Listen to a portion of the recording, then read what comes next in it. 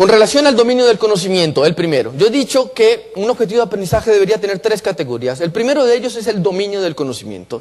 El dominio del conocimiento planteo que deberíamos seguir la propuesta de Churches, donde él dice que el dominio del conocimiento debe ser visto como la posibilidad que tiene un alumno de adquirir nuevas habilidades y conocimientos.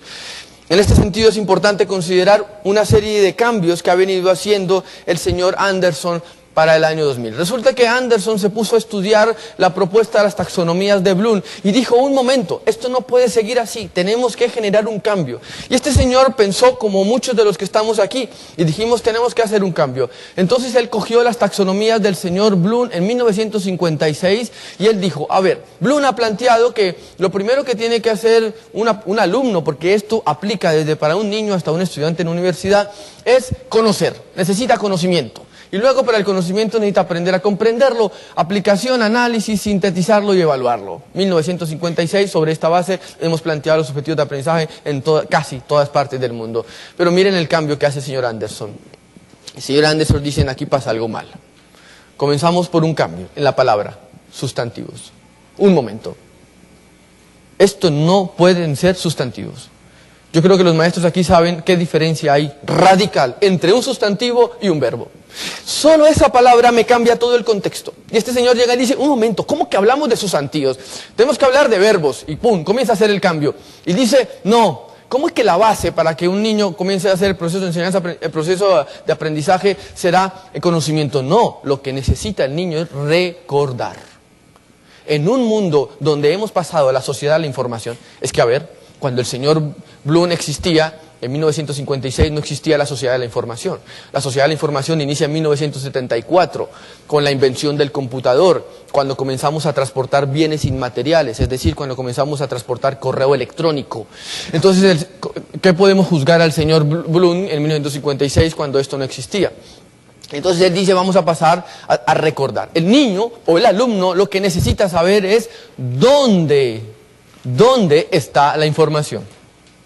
Luego dice que necesita comprender, ¿vale? Es lo mismo, necesita saber dónde está, pero también necesita comprenderlo. Pero también necesita aplicarlo. Pero mire, que ya el verbo implica una apropiación del dominio del conocimiento. Es la gran diferencia con el sustantivo. Y luego dice, necesita analizarlo y necesita evaluarlo. Pero mire el cambio.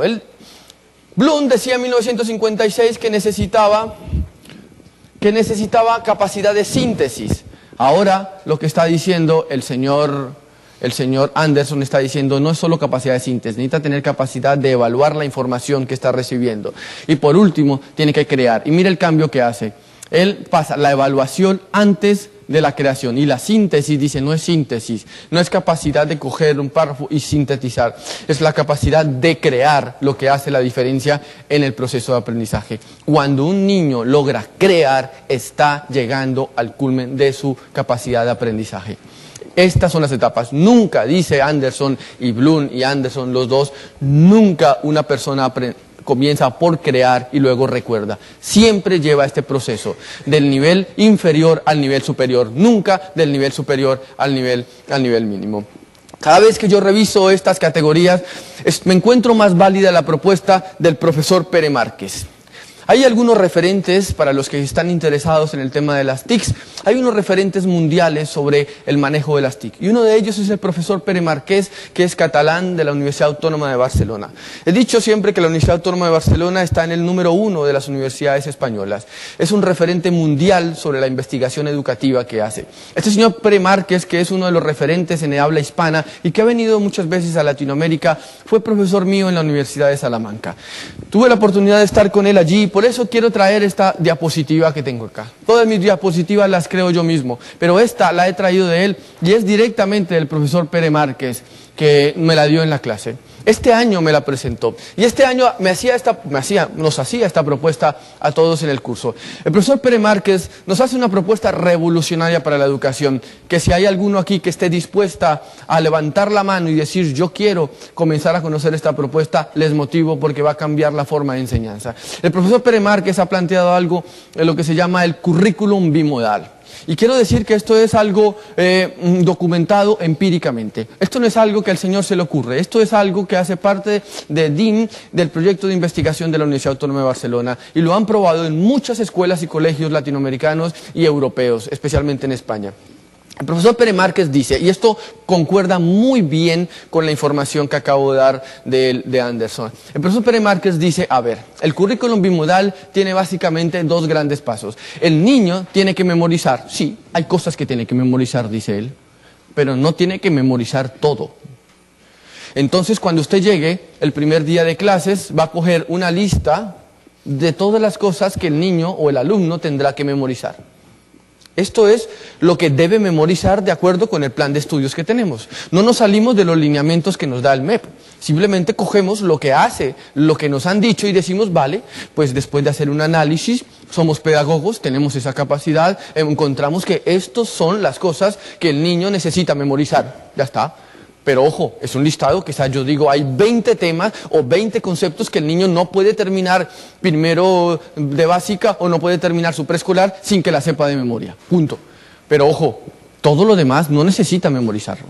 Y por lo cual yo no lo voy a evaluar por eso. Yo voy a evaluar solamente por lo que necesita memorizar. Entonces, yo voy tal vez a decir un vocabulario, unos datos indispensables, pero lo básico. No se trata de coger el plan de estudio otra vez y volver y ponerlo todo al lado izquierdo. Otra vez, no. Yo tengo que decir, hay 15 conceptos que tiene que memorizar. Ya está, no más, se acabó.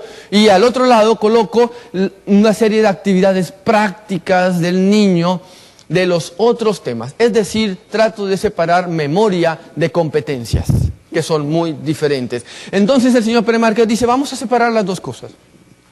Vamos a separar las dos cosas, pero entonces alguien va a decir, bueno, ¿y cómo hacemos? Porque el niño, si no memoriza todo, porque en mi época cuando yo estudié, me sabía todo de memoria, y al sabérmelas todo de memoria, yo sabía que lo tenía acá. Y entonces dice el señor Pere Márquez, pues ya no lo tiene aquí, lo va a tener en una memoria auxiliar aumentada. Y la memoria auxiliar aumentada es esto.